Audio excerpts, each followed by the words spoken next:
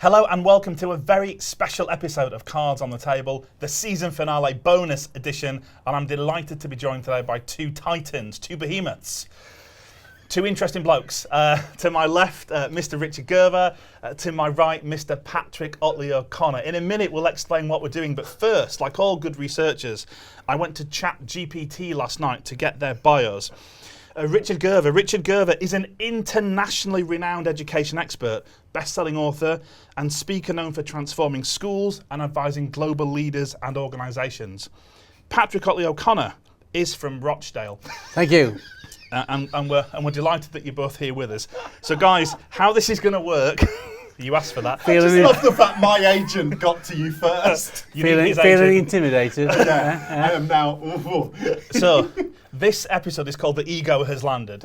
It's not that you two have egos directly. You two are some of the best connected people I have ever encountered. You're both phenomenal storytellers. And each time I've met either of you two, you recount the most incredible tales, and I think it's really good to share that with our listeners. So what we have, this is the equivalent of a penalty shootout that would be perfectly suited on a Channel 5 plus one game show, as we've all just agreed. So, Richard, what's going to happen? Because you're going to go first. We did a coin toss beforehand. But it wasn't a coin toss, was it? It was a flip of a bit of card. It was a card with a 6 and a 4. And I'm still bitter about it because it wasn't flipped properly. Well, 1-0, I won. All right, Get over it. Okay, all right. We can cut that bit out, The don't worry. Northern boys against the Southern softies here, isn't it? Yeah, okay. Official. I mean, you said it. So you've got 5 cards, 5 through to 1, based on the celebrities that you picked, who are some of the most famous people you've met. Now, you can be awarded up to 5 points for each celebrity based on their fame. You can also be awarded up to 5 points for the story itself. The umpire is very subjective, very biased. There aren't really any proper rules, as you've already worked out. However, here's the curveball. One of your 5 is completely fabricated. So once each person's gone through their 5, you have the opportunity to guess, to identify whose card is the dodgy one. All make sense? Because if it doesn't, I'm not going to say it again because I'm not sure I've followed for myself. I've got a notebook. Richard Gerver to serve first. Richard, who is your 5th most famous person you've met? Over to you. Okay, I'm just warming up here. Do I get to? I just need to remind myself. Just double check it's the right pile. Oh yes, yeah, no, it's God. So it's. Oh. Yeah. Do I have to? Yes, I think all the cameras. So it is Monsieur Arsène Wenger. I have been a lifelong Arsenal supporter. Didn't choose Arsenal. We never choose our teams. My dad took me in 1971 to my first few games, and of course I was spoiled because in 1971 Arsenal won the double, and I thought I support the best football team in the world, and then spent the next couple of decades watching the ball on essentially which should have been played on the ground up here, watching boring Arsenal. And then Monsieur, the professor, arrived at Arsenal and took us to new levels of glory. But it was actually in his fading years. In 2017, Arsenal played their big foe through most of his career, which was Manchester United. And Manchester United had stuffed Arsenal on most of the times we'd met them. And amazingly, Manchester United were on a run of, I can't remember how many games they'd won in a row. It went 25, 26 games. And they came to the Emirates and Arsenal beat them 2-0 at the Emirates, stopped the Manchester United run, stuffed it up Manchester United. Anyway, the following night, my brother and I are at Pizza Express in Hampstead. We're posh, told you, Southern softies. We were in Pizza Express in Hampstead enjoying some dough balls and a Ponzi pizza. And in walks Monsieur Wenger with his wife and daughter. And my brother, who's braver than I, they went and sat quietly at a corner table. My brother went, "That's Arsene." I went, "Yes, it is." He said, "Excuse me," and called over one of the waiting staff. He said, can you give a bottle of this red wine? Can you take it over to Mr. Wenger?" Smooth. And I know. And say it's courtesy of the 2 lads sat over here. Well, the first thing that I realised, I said, what wine did we buy him? The first thing I noticed that was for Monsieur Wenger, my brother had ordered him a bloody Italian bottle of red wine. This is a French aficionado who probably had more wine in his cellar than I'd had in my entire life. Anyway, so the wine gets taken over to the table. Monsieur Wenger, talking to the, well, where's that come from? And she points over here. My brother and I, chest puffed out. Well, I wanted to just go, Arsenal, Gunner. Didn't, set just like, I waved at him, and he kind of looked back and took the wine, held it up, took a sip, clearly went, put it down, didn't drink anymore. So that's my number 5. Wow. Right. Any questions, Patrick, about the Wenger meeting? Just about the choice of team, because I'm a United fan. Oh, well, never mind. Leeds United. There is more than one United. Oh, Leeds. So And we were mighty at the time in the 70s as well. I just want to say we're sat here in Derby at the moment, the home Yeah. of Derby County, and we have a special name for Leeds United, which Most I won't people- discuss most people now. do. Yeah, and again, for the purpose of the tape, let's not go there, okay? It's a strong-ish start, although when you said Pizza Express in London, it wasn't working. I was drawn to other stories, so at least we weren't going there. Yeah, a royal story. Yes, Yeah. so let's put Arsene back where he belongs on the table. Okay. Okay, and your return of serve, Patrick. Who is in at number 5? I'm interested to see. Oh. 80s pop legend, Lisa Stansfield. Oh. Okay. Okay. Hello. Okay. Yeah. So, I was head teacher of a school. I've been head teacher of several schools actually, but head teacher of this one particular school, and I appointed a behaviour mentor called Karen. She got the job. It's only through talking to her later did I realise it was the older sister of Lisa Stansfield from Rochdale. So I had a bit of a joke with her in terms of when I was at university, I had a bit of a crush on her sister, and it was one of those things that if she's ever in town, I expect an invite and so on. We had an invite probably 2 or 3 Christmases later. Lisa happened to be over, and we got invited, my wife and I, Christmas morning to go and have a drink at Lisa's house. But we couldn't go because I was with my in-laws, so I wasn't bitter about that. Anyway, go forward a few years to my 50th birthday. And as I'm a teetotaler, I don't drink alcohol. Quite often at parties, even though it was my 50th, I dropped people off afterwards. And Karen was at my house and asked if I could drop her off, her and a friend. Yeah, no problem. So I took her home. As I walked in the house, there was Lisa Stansfield in a nightie, glass of wine in hand, who'd arranged to come round to meet me. And Lisa Stansfield sang to me on my 50th birthday. No. No. What did she sing? Happy birthday. Exactly that, but Mr. not that. President. I didn't realise what a strong Rochdale accent she's got actually, but it was just amazing. It was a lovely moment. I got a song, I got a hug, and I got a little peck on my cheek from Lisa Stansfield on my 50th birthday. Wow. Yeah. Thank you. I've just had my 60th 2-3 weekends ago, and I didn't have any of those pop stars. She wasn't there for that. She wasn't there. Jimmy Cranky turned up and sung instead. So Yeah. stuff her. Yeah. to Don't come. care anymore. 10 years on, that was So it. she's now I'm number over it 6. now. Yeah, okay. Yeah. You sound over it. Yeah, that's Okay. Again, a strong-ish start. Richard Gerver, any questions for Lisa Stansfield? Let's just start with was it red or white wine she was drinking? It was dark. Oh, so, okay. It was more about the. Ambiance. Let's just say it was a rosé, Oh, and yeah. just sit on the fence around it. Also, you went very like Poirot very quickly. Patrick's was, oh no, just I was a big Leeds fan. What colour was the wine? How long was the Yeah. stem on the glass? Yeah. Trying to smell the Yeah. like. Yeah. There is a theme here as well. Arson, wine, Lisa, Yeah. wine. Okay. I'm not saying Teetotaler I'm as not. well. I'm Yeah, not. okay. I'm not casting aspersions. Okay. That's an interesting start. Neither I would say are in the upper echelons of fame, but that's why they're your number 5 and not your number 1. Okay. Interesting. I think I'm Wonder gonna. how Lisa Stansfield would Yeah, feel about yeah. I haven't seen who his number 4 is, but he also did say the phrase "stuffer" at the end. So Yeah, at this no, moment yeah, in true, time, yeah. I feel like she's off the list. I think I'm going to award you both middle points for the fame. I'm going to award 3. I'm going to award 3 out of 5 for the fame. Okay. In terms of the story, there's the restaurant, there's the wine, there's arriving at someone's house in the middle of the night, which isn't at all weird. No. Yeah. And seeing her in Pops a on 90. 90. Yeah. Again, I'm going to call that one a draw. I'm going to award you 3 out of 5 for the story. Okay. So a strongish start. Richard, Number 4. in at number 4.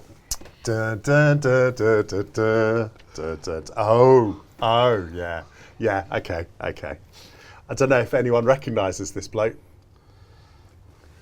Is that Jeremy Beadle? No, it's not Jeremy Jeremy Beadle. I met Jeremy Beadle on the first ever episode. Hold on, this is live! You've been framed. I was in the audience, so you've been framed. I did say, I'm looking at the camera, I did say they love a good story. Seriously, And also, perhaps seriously. Jeremy Beadle, if he'd been your number 5, you'd have scored more. Richard, keep who going. is your number 4? Okay, if I say to you Apple and Apple computers, and the other half of the Steve Jobs Yes. part, that's Steve Wozniak. All right, another name. Yeah, there we go. So, Steve Wozniak, the co-founder of Apple. So, I was invited a number of years ago to go and give a speech in Saudi Arabia. And I was a bit, do I go? Don't I go? Where are we on this morally? But I am, I'll do anything funny for money. And so they said to me, well, the other keynote speaker is Steve Wozniak. And, we've put a room aside for the two of you, and we just thought it might be great. And I'm like, well, I'm in, Steve Wozniak, a guy who's changed the world. This is an opportunity.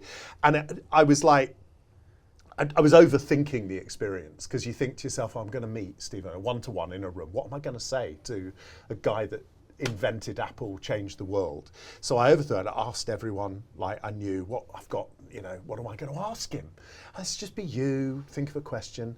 And I got to the point, I'm such a sad bugger, I got to the point of how do you greet Steve Wozniak? Because I'm thinking, if it was a member of the royal family, you'd maybe bow, curtsy, kiss the ring, whatever you do, right? But how do you, do you shake their hands? But he's a tech bro, Californian cool dude. Do I go all this stuff? So I practiced. Airdropping. Yeah, there you go. Now, I wish I'd had you with me, Patrick, at the time. So anyway, I rehearsed it all. I rehearsed how I was going to say hello. I'd rehearsed the question. I finished my keynote speech, and it was a bit like being the warm-up act, because frankly, no one cared that I was there at all. They were just waiting for the big man, right? So I come off stage, go to the green room. As they're about to open the door, I think, right, breathe, come on, this is big. Everyone at home's now waiting for the answer to the cool question, whatever you're going to ask him. They know you're going to meet Steve Wozniak. This is a big moment. I felt the pressure, right? I thought, okay, just have the greeting and the question. Know what you're going to say. It'll be cool. Pretend you meet people like him all the time. So the door opens, and I walk in, and there's Woz, as I call him now. Or Wozza. It's just Wozza. He's on my phone as Wozza. And I walk in, and everything freezes. Everything goes out of my head. And all that comes out of my mouth is, oh my God, it's you, right? And he's obviously used to this, because he just went, hi, come and sit down. And I'm like, oh. So then I'm thinking, as I'm walking towards him, I've got to have don't blow the question. And we shook hands in the end, which wasn't what I'd rehearsed. I'd rehearsed, boo! But anyway, he shook my hand. And again, it was like a short circuit to the brain. And I'd forgotten everything. And all that came out, I'm with a man who's changed the world, right? I've got maybe 5-10 minutes, one stab at this, at best. All that came out of my mouth was, and I promise this is true, can I have a selfie? And I pulled my phone out of my pocket, and he went, yeah, sure. And we're sat on the sofa, and we're looking, and it was that painful moment when we both looked up into my phone at the same minute. He and I both realised in the same painful split second I was holding a Samsung. That's my number 4. Oh, I like that. I'd like that to be a lie, actually. I'm not calling it yet, but I'd like that. I would love it, but the fact he said, and I promise it's true, you're either the best bluffer in the world, or you really... Is that all I've got to say? I promise it's true. Poirot. I mean, I'm neutral. That is awesome. Number 1 was, but yeah. What did he... I'm just intrigued now. Did the selfie tweak from him going to him going... Because there was a Samsung, like that moment of, I'm not your friend anymore. No, it was just, he stayed calm. And as I pulled the phone down, and I actually said to him, I'm really sorry. He said, don't worry, it's a really good device. Because, of course, actually, and I hadn't really thought this through, he'd long gone from Apple by the time they created the phones. Yeah. He'd only been around when they built the original computers. But he was an amazingly fascinating guy. He invented the first multifunctional TV remote, because up until he'd got involved, TV remotes were like clickers, right? You could only change the channel on them. And he created the world's first multifunctional TV remote. So he was a fascinating guy to talk to. Also, an incredible guitarist. Just an amazing. You crammed a lot into 10 minutes, Oh, I'll be honest. Unbelievable. I'll play the drums and you... Any questions at this stage? No, the only other person I know called Wazza is Warren Evans, my oldest ex-pupil, 55 years old this year. Just thought I'd say that. Just happened to know that. Did he change the world? He did. He's the director of UK sports chaplaincy. Currently in America, does a really cool the job. answer is yes, So he did. every sports ground has a chaplain, or if they have a chaplain, all connected through his See, what strikes me about this is how he got down to 5. I don't know, because it's like every human being you know has. Yeah. And they're all important to me. Yeah, Doesn't matter how important they're all important to me. I'm much more about equality. Can I say, you've just won already, because I'm just the It's mercenary. not- I'm winning in life. You are. Well, let's see. Number 4. Yeah, on that bombshell. Now I didn't recognise your person. Do you recognise this person? I do vaguely. Yes, His go name on. Muhammad Yunus, Right, yes. and he is a Nobel Peace Prize winner from 2006. I was in Media City at the time at an academy, and there was a big event. They were opening the BBC, they were opening new buildings for Salford University, they were opening a variety of things. And I was invited to go along, just to make up the numbers, I think, for this opening. His Royal Highness Prince Philip was doing the opening, and this was one of the dignitaries coming, the Nobel Peace Prize winner. So I was asked to go and meet him at the car park on one side and bring him to the event. So, okay, I can do that.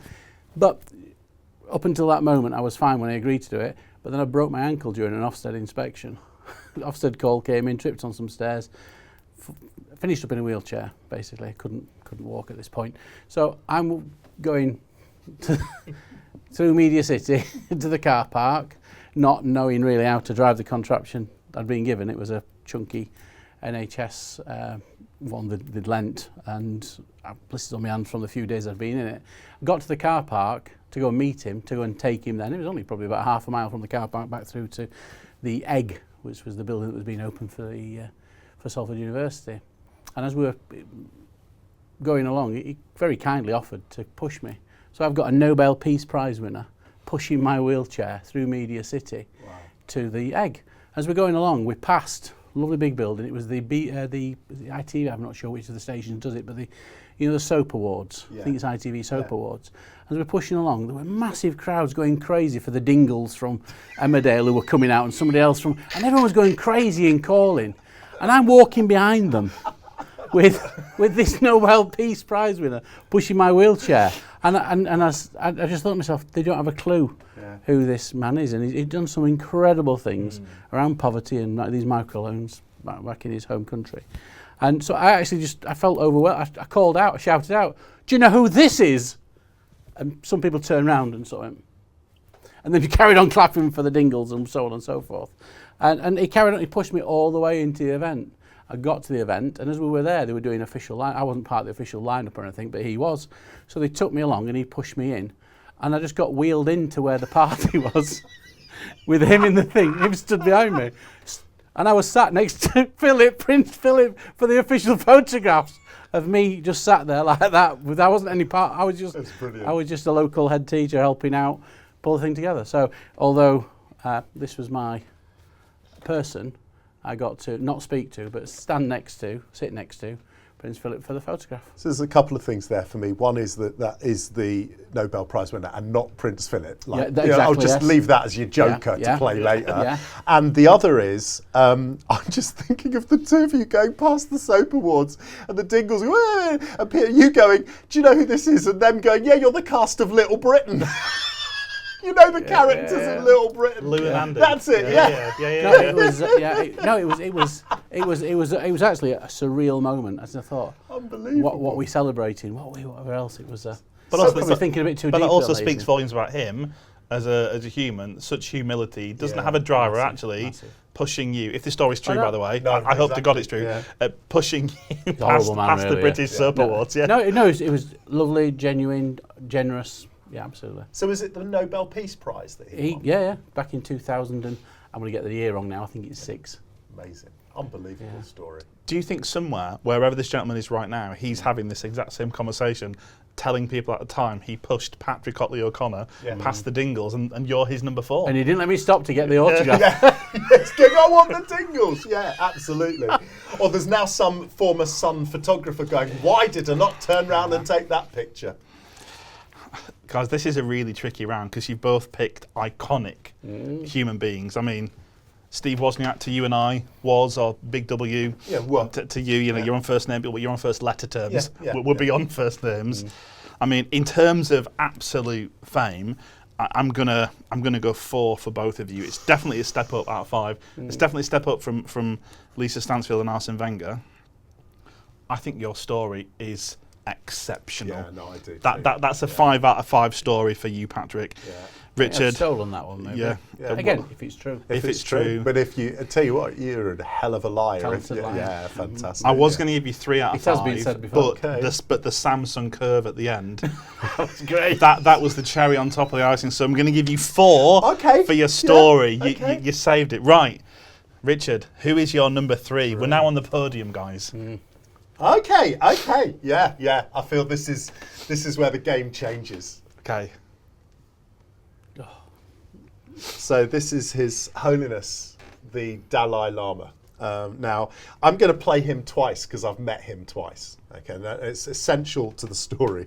So the first time I met the Dalai Lama was kind of by accident. So I'm doing an event in Melbourne in Australia, and I'm staying at a hotel down on where the convention centre is. There's a hotel right next door on South Wharf, and I knew he was speaking at a conference in the city. It's massive, this convention centre. You know, loads of conventions. I knew he was speaking in a convention. There was a mind, body and spirit conference. I also knew he was staying in our hotel because the top 2 floors of the hotel were completely sealed off and there was security everywhere. Because, of course, the Dalai Lama, particularly in somewhere like Australia, with the problems with China, it becomes a really clear target in somewhere like Melbourne. So the top 2 floors were sealed off, and I knew he was speaking at a conference. Anyway, I went to breakfast the morning I was doing my speech in one of the smaller conference rooms down the way. I was enjoying my buffet breakfast. As you can tell, I'm a man who enjoys a buffet breakfast, and probably overindulging too much, so I lost track of the time. Looked at my watch, having finished my final sausage and Vegemite sandwich, and thought, oh God, I've got to be meeting the client in 5 minutes. So came herring round. It's almost like a semi-open plan restaurant with like a screen that separates it from main reception. So I came herring round the thing, really panicking, got to get to the lift, grab my stuff, get 5 minutes to get there, and just ran into what I can only describe was a man mountain. I mean, I'm not a small guy, but this bloke was like as tall as he was. He was massive. And the next thing I know, he's clearly reaching into his inside pocket. I'm thinking, oh my God, I'm going to die. Not to give you his business card No, either. yeah, that was not going to be what was going to happen. Anyway, I heard this little giggle, and from round this, the Dalai Lama kind of pulls the and he goes, don't worry, it's fine. And he takes my hand and he says, wherever you're going, you'll get there, don't rush. And then and his Was Scooby-Doo there? Yeah, he was. Yeah, that was. How did you know? That was and Thelma and Louis. They were all there, and he kind of walked off with his security guards. That was my first meeting with the Dalai Lama.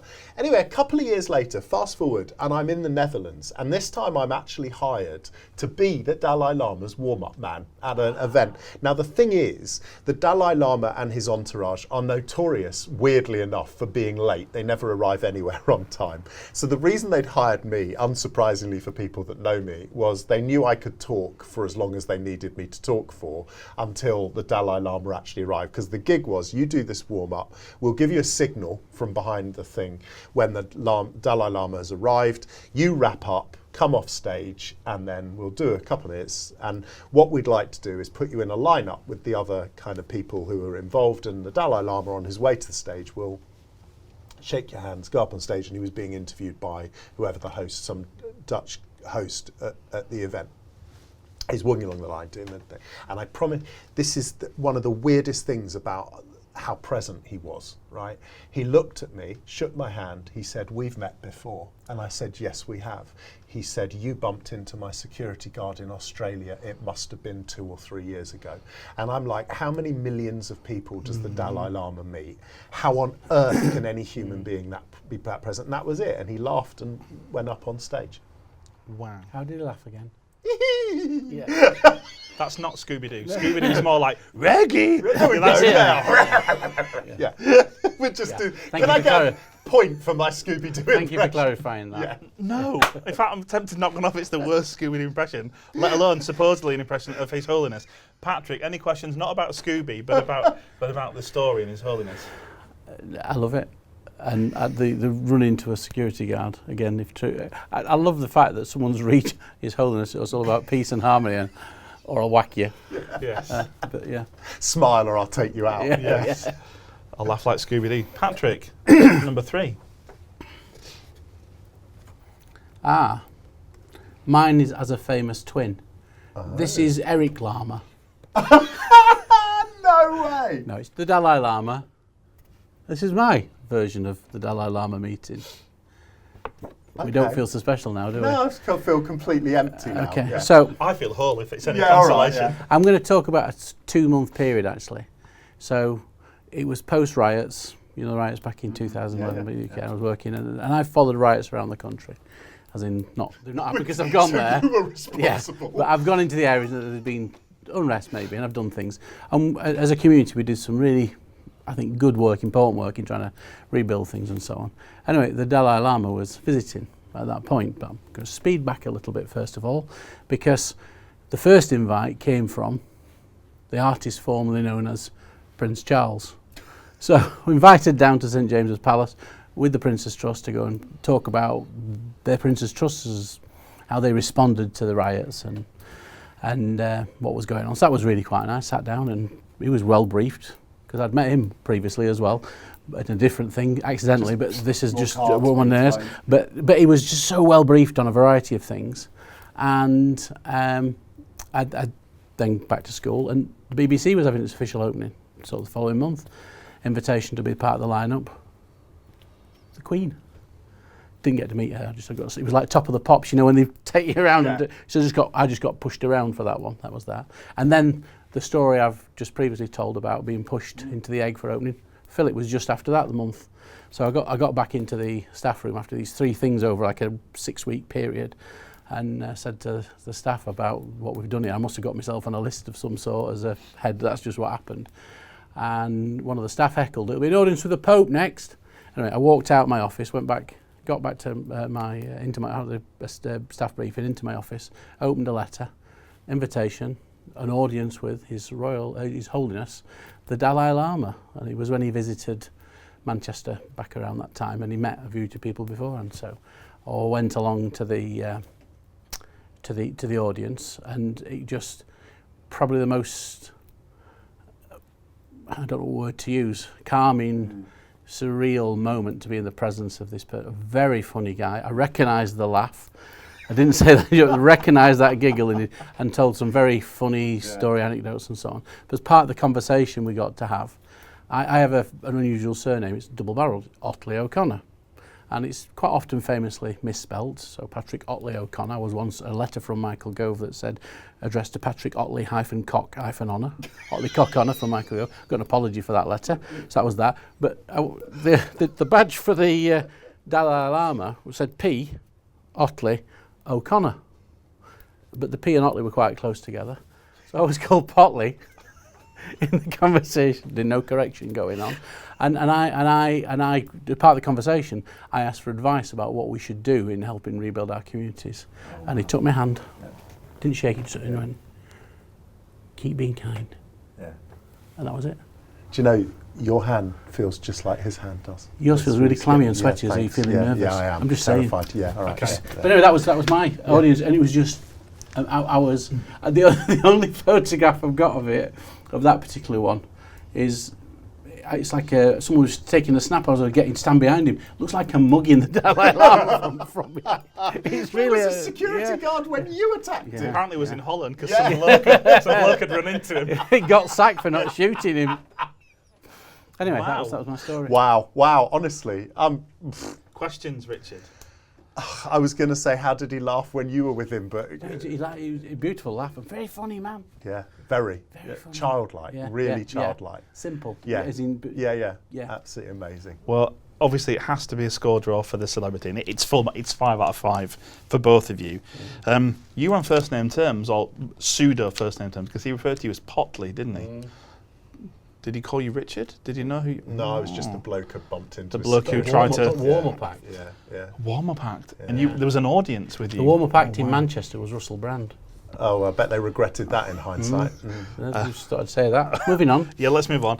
In fact, I'm gonna give you both maximum points for that one. I'm gonna give you both because you apparently made a credible threat on his life, which made the security guard draw.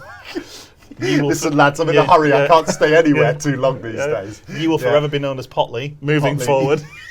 I do have a bonus one with the security guard. I'm gonna stop it. I feel like you've I've got started. stepped off the plane in Ecuador, stepped Yeah. off the plane with the family, backpacking round, went out into a place called Guayaquil, walked into the street, and they were setting up for some sort of festival.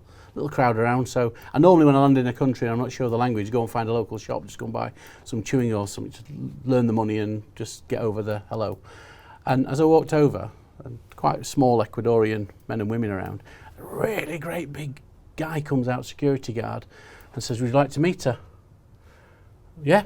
Didn't have a clue who it was. Took us through, and we were the only white faces in this particular area. Went through, and it was the newly elected vice president of the country, the first South American female vice president of the country, in charge of well-being, education, and tourism. Wow. And there we were as teachers touring with whatever else. And my young son had long blonde hair at the time. So, and within 30 seconds of that, I got my arm around the vice president with Mel and Quillen with me. Paparazzi, 10 of them, they're all snapping away. Unbelievable. They are, just happened. Can I just say he's That don't cheating count, now. that's He's cheating now. That's under the counter card, that one. Yeah, just in case you need a Yeah, spare. yeah. I mean, that's not on there, but you are one of the few people in the world who would go into a shop to buy chewing gum, Yeah. and someone says, "Would you like to meet her?" And without hesitation, Yeah. he's thinking, Gone, yeah, definitely. He's thinking, absolutely yes. This could be another. no. This could be another recruitee for Women Ed for one of the events. So I'm he for she all the way. But the entry point in there was you were buying chewing gum. Let's not forget that. I was, yeah. Let's not forget that. Or she could have been Miss Big and gone, "You want to come into my country, that's going to be twice what you've just paid for the airfare." Exactly. Yeah. Right. Anyway. We are now number 2. We're getting towards the end. Richard. We're getting tasty now, aren't we? Well, I'm interested to see the step up. Number Well, 2. I mean, to be honest with you, so far, what I've heard in a lot of Patrick's stories is a lot of stalking of these people. Like, That's fair near comment. misses That's fair and, comment. Like, we're just kind of... Harassment. Yeah, So, absolutely. yeah. So the next is the Queen and Prince Philip. And in 2009, so there's a bit of a backstory to this.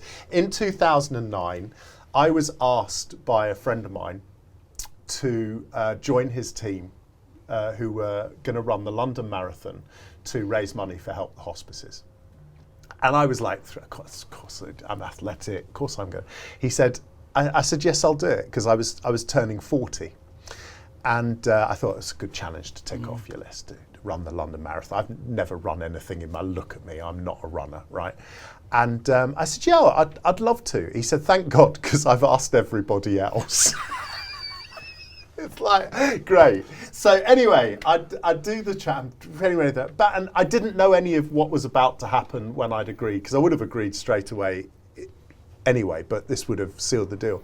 About 6 months into kind of training and going through the process and trying to get lean and eating more pasta than I've ever seen before in my life, I get a call from him saying, we've been invited, this little team of marathon runners, because we're running for Help the Hospices officially. It was, I think, whatever anniversary it was of Help the Hospices, we've been invited to a meet and greet at the Palace as part of the delegation from the charity to meet Prince Philip and the Queen as part of the Help the Hospices celebration. So it wasn't kind of per se because I was me, it was because we were part of this team and we were the runners who were going to make the money that year. And we turn up at this place. It wasn't Buckingham Palace. I can't remember which one. I think it was the palace that the Queen Mother lived in, her London residence when she was alive. And we turned up, went through all the security thing, went up this incredibly beautiful ornate set of stairs, and we're taken in. They say to you, you're in this room, and you're going to be in that room, and you're going to be in that room, and we get taken to a room. And what will happen is, so you have canapes and chatting to people, and who are you, and what are you doing here? And then at one point they will announce that Prince Philip and the Queen are about to come into your room. You form a line and you're instructed, you don't put out your hand, you don't say anything unless you're spoken to. They'll walk past, they'll nod politely at you, and that's their way of meeting and greeting. And so we're in the line and they're walking up, and I can see the Queen's doing the other side of the room, which really upset me because I wanted to meet her more than Phil, to be honest. And she's on the other side of the room, and I'm right at the end pretty much of those, but 2 or 3 more people. And he's working our side of the room and he's nodding. Anyway, he comes up and he says to me, so what are you doing here? I said, I'm part of the group this year that are running the London Marathon to raise money for Help the Hospices. He said, running the marathon? I said, yeah. It's a bloody stupid thing to do. There are easier ways to raise money than that.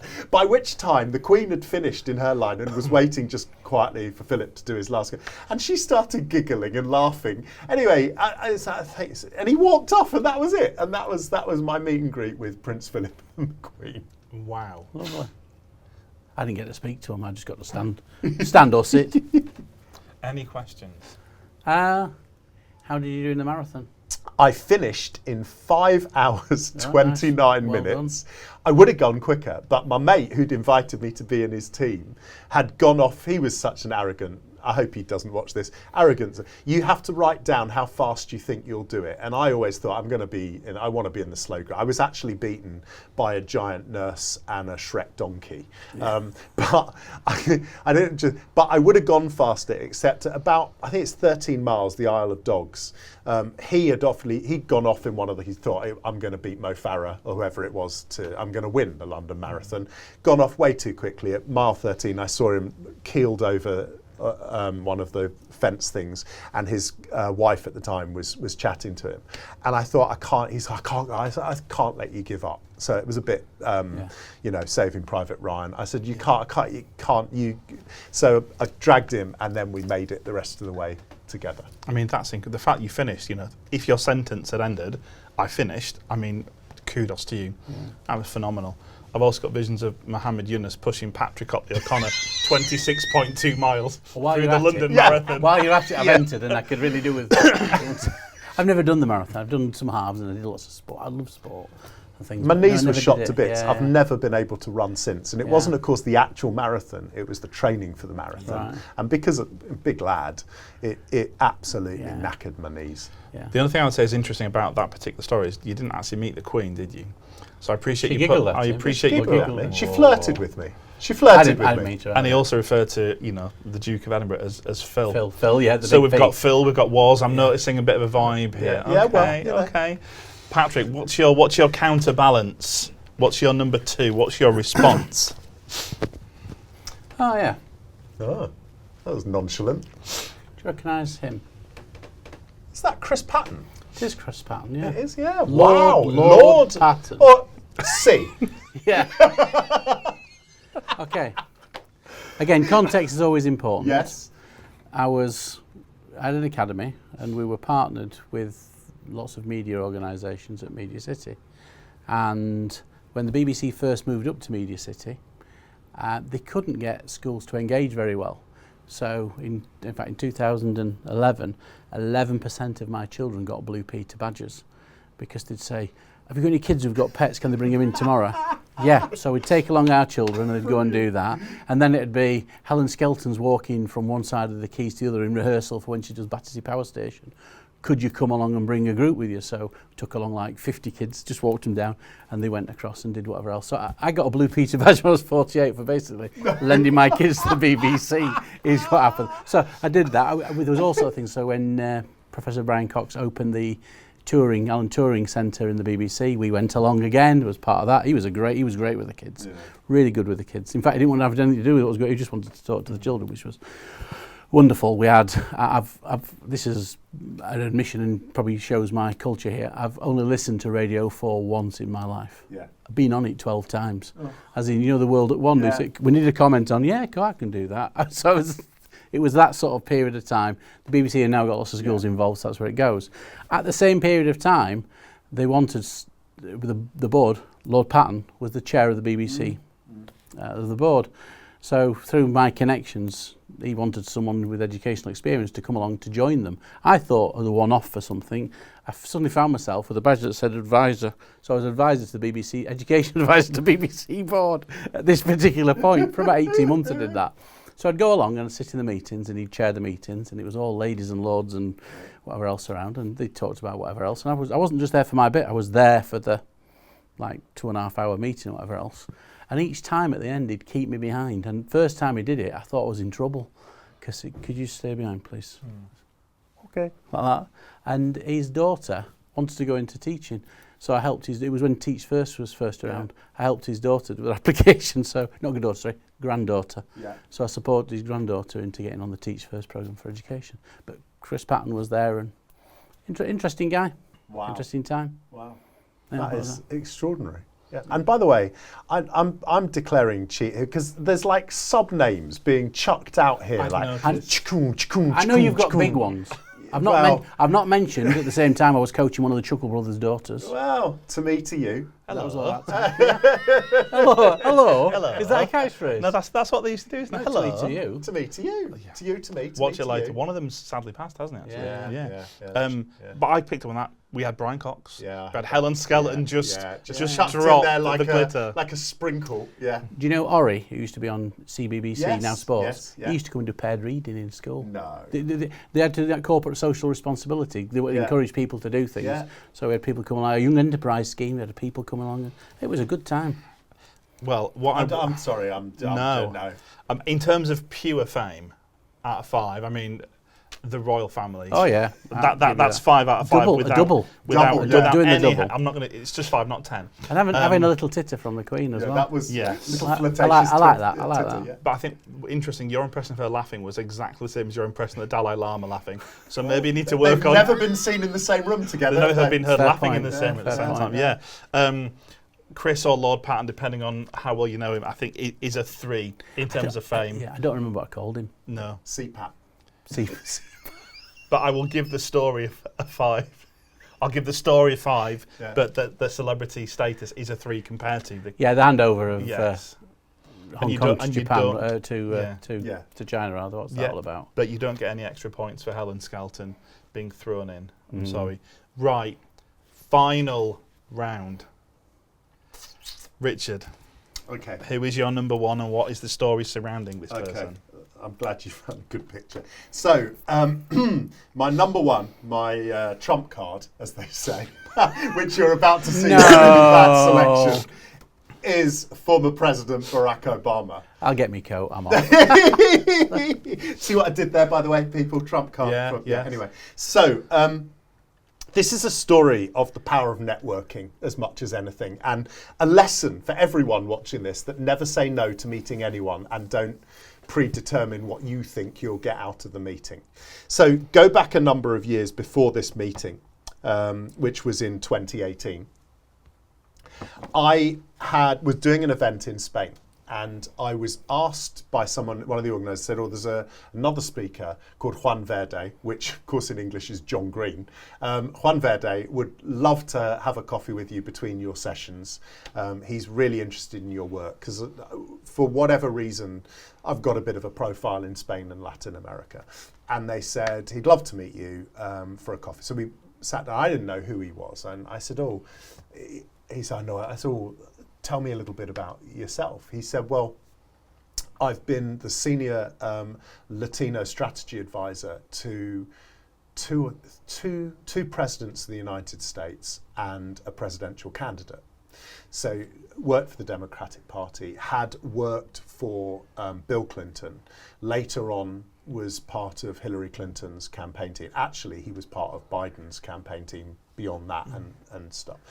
But he'd been the senior Latin strategy advisor to Obama, which was just amazing. And he said, and we're now setting up a foundation with Barack and Michelle called the Advanced Leadership Foundation. And the whole idea is we're going to go to places in the world where young people in particular would never be given the chance to be seen as future leaders, either community leaders or bigger, potentially game-changing global leaders. So we're going to work with those communities and identify young people with real leadership quality and give them the opportunity to work with and meet leaders across all fields and give them the chance to eventually become community leaders back in their own communities and see where that takes them. And that he said, would you be interested in doing some work with us, because your work is really interesting around leadership and stuff. I said, I'd be delighted and honoured. So I did.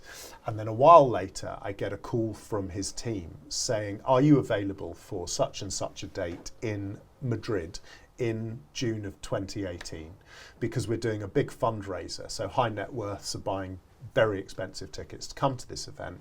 Some of the people that have been doing leadership stuff on the foundation are coming, and we're going to do like Q&As and small keynotes, like TED style keynotes and stuff. And the big draw is that President Obama is going to be there as well.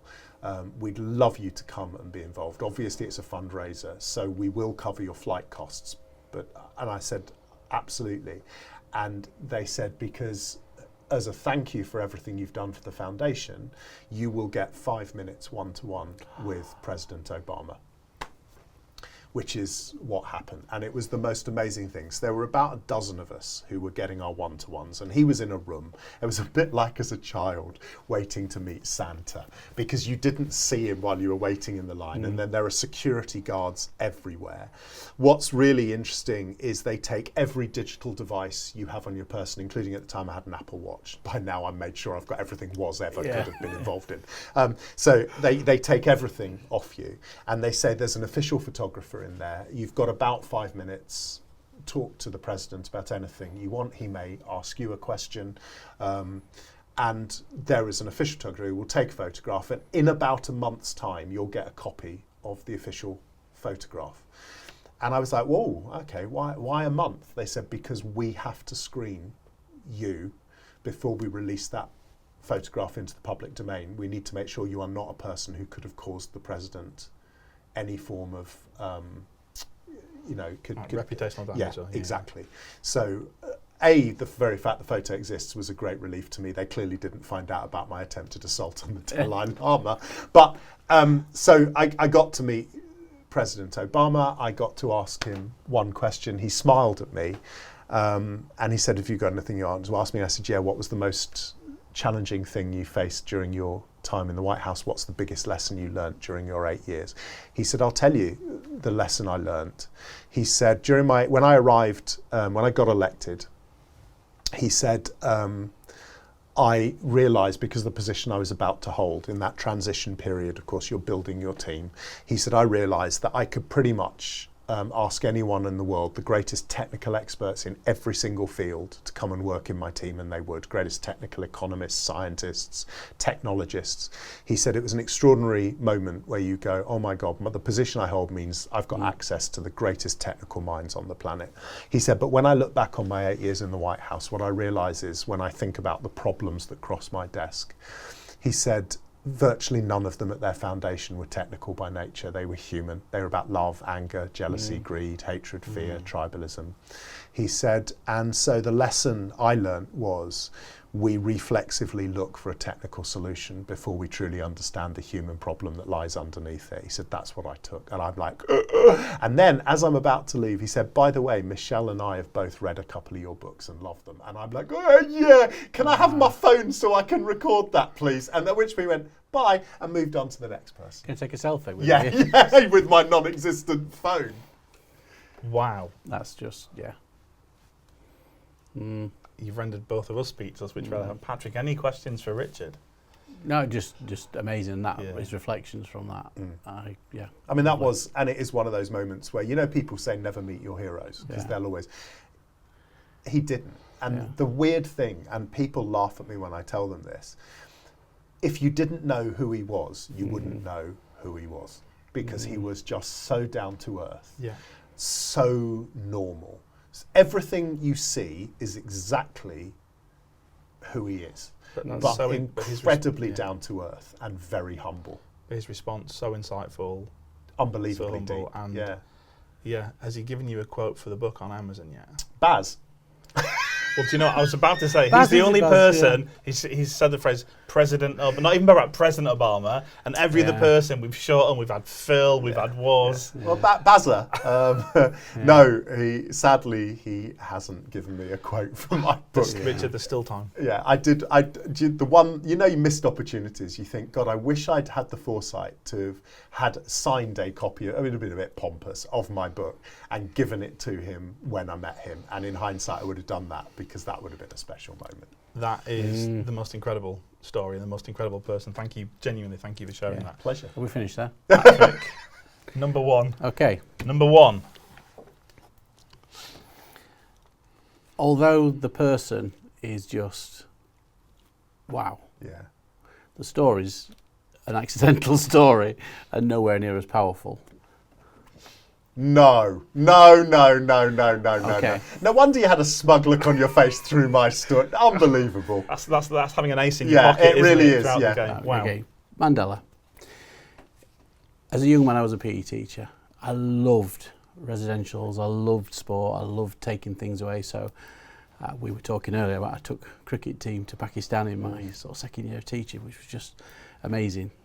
To be able to go and do that and see sport through the water sports holidays to the south of France, the cricket tours. I'd jump on other people's trips, like the music trips to Stuttgart or wherever. All that was amazing. 1995, rugby tour to Pretoria, South Africa. So it was a time. It was a very interesting time. Now I was always state schools. I was always inner city, sort of deprived areas, sort of disadvantage, but the tour was organised through the schools that we went to were the public school, the private schools. So this private school in Pretoria, the boys were really excited because we knew that Nelson Mandela's grandson, one of them, went to the school we were playing, and we just hoped that he'd be playing and was part of the team. So that was just amazing to be in with. Anyway, playing the game, and there he was in the team. About 14, 15 years old, our lads, 14, 15, year 10s. Game's going. Towards the end of the first half, a cavalcade starts arriving. And the game gets in because you feel a bit of the feeling going. Whistle went, stopped. Out he come, trademark, shirt, walked over, really steady, walked over to the pitch and just started chatting to the children. And that at the moment, just again, the gravitas of that. Unbelievable. Then picked a ball up, pointed to the teacher, their teacher, pointed to me and to a couple of kids, went, and then just set off like a really shuffly jog to throw the ball, and then throw the ball, and throw the ball. Obviously a photo shoot, but so I played rugby actually with Nelson Mandela. Look, just drop the mic, leave the building. Yeah, but an accidental, I've got no quotes from him, he didn't give me anything inspirational. Can I just say though, and this is weird, I've not thrown any other celebs. At the event I met, this is weird how this comes together at the end, and it isn't planned. So at the event where I met Obama, one of the other people that had been involved in the foundation was his grandson, whether it was the same one, I don't know, Ndaba, well he runs his foundation. Yeah, so... Ndaba, now 40 something, 14, 15 at the time. He was, inspirational I met guy. him in the green room and had a cup of coffee with Ndaba Mandela in the green room at the event where we were working with Obama. So I don't know how you knitted this together, but there's a kind of weird full circle thing that's just happened there. Wow. And actually South Africa in 1995, what a time, what a place. They, of course, won the World Cup. That iconic image of Francois Pienaar lifting the trophy next to... It was a time, Yeah. it was a time. Yeah, unbelievable. Wow. Well, I'll tell you what, that was a pretty strong finish. Both full marks, obviously, on the last round for fairly obvious reasons. The people, the stories, the everything. I'd give a bonus mark for Obama, just because that's just incredible, personally. However, one of you, both of you, have not been fully honest with each other. Because when I was sitting here and you're high-fiving each other, we're shaking hands, everyone's friendly. My name is not Patrick. It's Potley. We know that, yeah. I am Lisa Stansfield. that was my Dalai Lama. Sorry, that wasn't. Yeah, but you've both been dishonest. So, The question now, let's go. Richard, you went first. Which of Patrick's 5, and that's Patrick, if you just turn your cards over again, just so Richard can remind himself of the 5. Which one of these was not accurate? Because the truth is, we'd like them all to be accurate. Yeah, we would. Yeah, absolutely we would.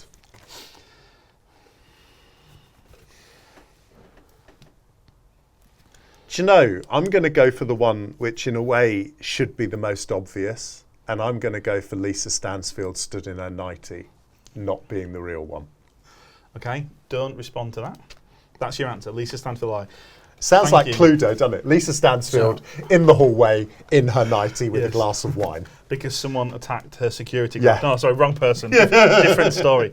Right, we've gone for Lisa Stansfield. There are 5 points if you find the lie, 0 if you don't. Of the 5, where are you drawn to?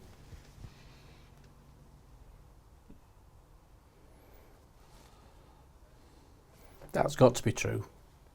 Because it was so, We're ruling out Barack Obama. yeah.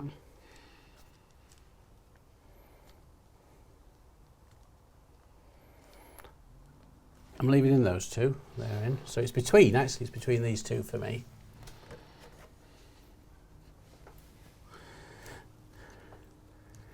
And it's only because I want that to be true that I'm going to say the Queen and Philip are the untruth. Okay, so first of all, Patrick, which of your 5, if you could find the card and hold the card up to Richard from your 5 that was inaccurate? I've mixed all the cards up now, haven't I? That's okay. Right. Those are Richard's. I loved international travel, Yeah. but sadly, I didn't meet. No way. I didn't meet. That was how can I do it? I'll play big. I'll go for a completely Unbelievable. And it was Wow. so believable I know. and vivid. And that being said, the reason why I knew he was in Pretoria was someone who taught in my PE department. I was the head of PE. He taught at the school where he was. No. So I knew he went to that school. So around that time, I knew that was there, so I could play with the sports teams and stuff. Wow. So that's where that was. So I'm afraid my number one, that's an amazing story. And if I could have a time machine, that's probably what I'd do. If you just say, who do you want to go back and speak to? I think I'd love to speak to. I'm just going to say that a him. man whose entire career and reputation is built on integrity and honesty. You know, the next time you're coaching somebody and you look them in the eyes and you say, I believe in you. I want you to remember that story. Yeah. No, that's well done. That's unbelievable. Even to the point when I then responded with Ndaba, you went, yeah, Ndaba. No, I didn't. Well, that's the bit I know. Yeah. In Unbelievable. Wow. Yeah. Okay. Unbelievable. Did not see that one No, coming. nor me. So, Richard, who was your not fully accurate of the 5? Okay. Yes. Yes. Oh. Yes. Yes. No. Are you indeed an Arsenal? So, yes, I am. I'm all of those things. And it was my brother who was in Pizza Express and sent over a bottle of wine to Arsene Wenger. And it's one of those moments in sibling rivalry where he phoned and told me what had happened. And I was sick with jealousy that he'd met Arsene, well, loosely met Arsene. Although my comeback was, you gave him an Italian bottle of wine, you idiot. So in a way I felt better, but no, I never got to meet Arsene.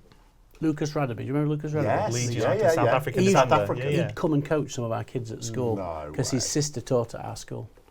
Unbelievable. And Lucas, when he was captain of Leeds, would come, no fuss, no social media, come along and do stuff in school. What an amazing guy he was. Unbelievable. Anyway, I football. feel like you're now trying to justify meeting a famous South African after you've just been outed. Coincidental now, then, yeah.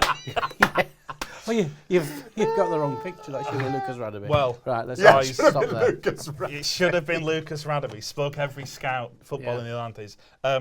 Guys, thank you so much for participating in such a this very pleasure. bonus Well done. episode. Absolutely brilliant. Richard, you were the winner in terms of points, so congratulations to you.